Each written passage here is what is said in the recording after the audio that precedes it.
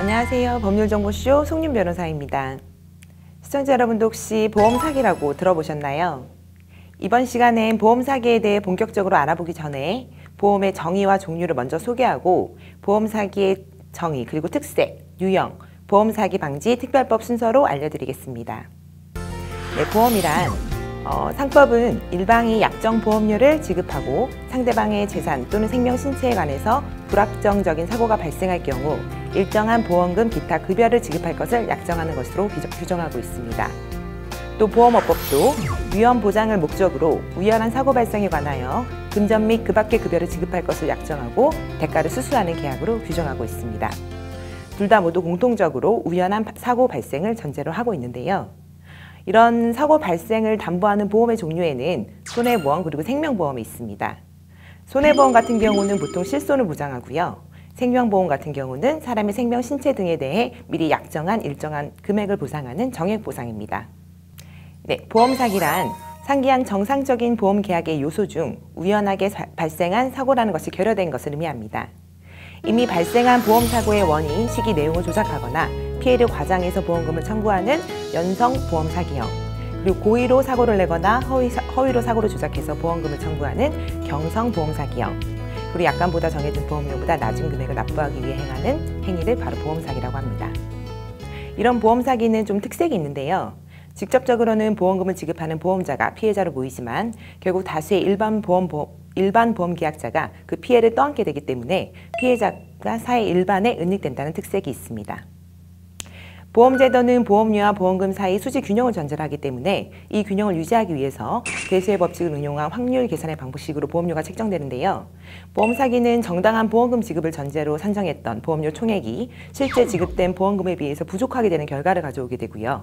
보험자는 결국 보험료를 인상하게 돼서 보험료를 부담하는 선량한 일반 보험 계약자의 손해로 돌아가게 됩니다. 두 번째의 특색은 바로 범죄의식의 미약한 점입니다. 한 실증조사 결과에 의하면 사기 행위의 내용에 따라 응답자의 24.3%부터 35.8%가 보험 사기를 용인할 수 있다는 답변을 했다고 하는데요. 보험사가 회사 이미지를 유지하고 보험 사기를 색출하기 위한 노력과 비용을 절감하기 위해서 적당한 타협을 통해 보험금을 지급하려고 하는 점 등에 비춰서 보통 보험사가 이제 갑이다라고 해서 갑을관계로 생각하는 경우가 많다는 거죠.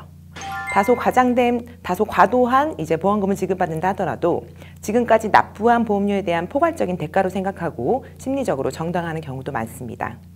물론 보험사 측에서 보험 사기 신고 후 과거 정당한 보험금까지 반환하지 않으면 고소하겠다고 해서 역으로 강요해서 합의서를 받아놓고도 또 고소를 했다면서 억울해하는 경우도 있습니다. 또 세 번째 특징으로는요, 생계형 범죄로 재범의 위험성이 매우 높다는 점입니다. 또 네 번째는 의료기관의 직업윤리의식 부족과 이에 따른 방조가 이어진 경우가 많다는 거고요. 마지막으로는 사기죄 여부 판단이 어렵다는 겁니다. 특히 입원 일당을 받기 위해 장기 입원하는 경우에는 의사가 진단서를 발급해주는 경우가 많은데요. 수사기관이 의료 전문기관이 아니기 때문에 해당 입원 기간이 장기인지 여부에 대한 판단이 곤란했습니다. 보통 자동차 보험 사기나 나이롱 환자 의료보험 사기가 익숙하실 텐데요.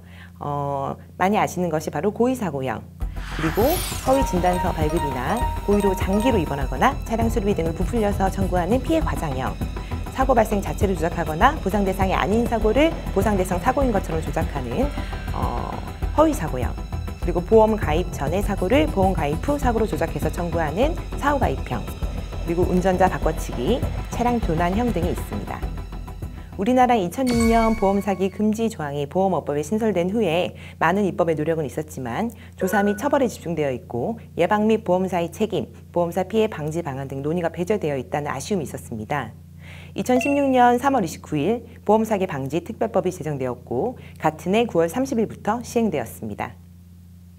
동법은 보험사기 행위의 조사나 방지, 처벌 등에 관한 사항을 정하고 있고요. 보험계약자나 피보험자, 그 밖의 이해관계인들의 권익을 보호하고 보험업의 건전한 육성과 국민의 복리 증진에 이바지함을 목적으로 제정되었습니다. 동법에서 보험사기에 대해서 정의하고 있는데요. 보험사기 행위란 보험사고의 발생과 원인, 그리고 내용에 관해서 보험자를 기망해서 보험금을 청구하는 행위를 말한다라고 규정하고 있습니다. 그리고 제4조에서는 보험계약자의 보험계약자, 피보험자, 보험금을 취득할 자, 그 밖에 보험계약 또는 보험금 지불에 관한 이해관계가 있는 자의 행위가 보험 사기로 의심할 만한 합당한 근거가 있는 경우에는 금융위원회에 보고할 수 있다라고 규정하고 있습니다. 그 보험계약자의 보호 부분에 관해서도요, 개인정보를 침해하지 않아야 한다라고 규정하고 있고요. 또 반면 보험회사는 대통령령으로 정하는 정당한 사유 없이는 보험사고 조사만을 이유로 해서는 보험금을 지체하거나 거절하거나 삭감해서 지급해서는 안 된다라고 규정하고 있습니다. 만약 지급을 지체하거나 거절하거나 정당한 사유 없이 보험금을 삭감한 보험회사에게는 1천만 원 이하의 과태료가 부과됩니다. 또 수사기관 등에 대한 통보 의무가 있는데요. 금융위원회나 금융감독원 그리고 보험회사는 보험 사기로 의심할 만한 합당한 근거가 있는 경우에는 반드시 수사기관에 고소, 고발 또는 수사 의뢰, 그 밖에 필요한 조치를 취해야 하는 의무가 있습니다. 또한 수사기관은 보험 사기 행위 수사를 위해서 보험 계약자 등의 입원이 적정한 건지 여부에 대한 판단이 어려울 때에는 건강보험심사평가원에 그 심사를 의뢰할 수 있습니다. 다음으로는 처벌 수위에 대해서 보겠는데요. 일반 사기죄가 10년 이하의 징역, 2천만 원 이하의 벌금이 규정한 것과 달리 보험사기특별법에서는 10년 이하의 징역 그리고 5천만 원 이하의 벌금으로 강하게 규정을 하고 있습니다.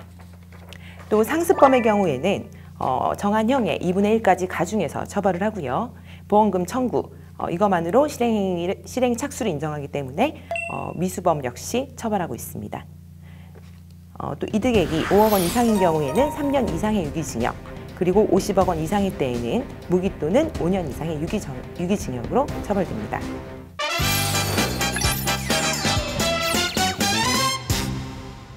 네, 이번 주제의 키포인트는 보험 사기의 정의와 특색 그리고 처벌 수위로 요약할 수 있는데요.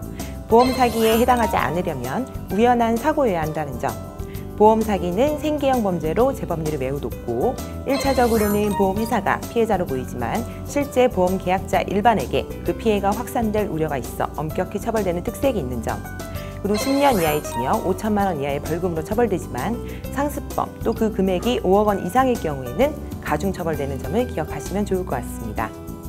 지금까지 법률정보쇼 송윤 변호사였습니다. 감사합니다.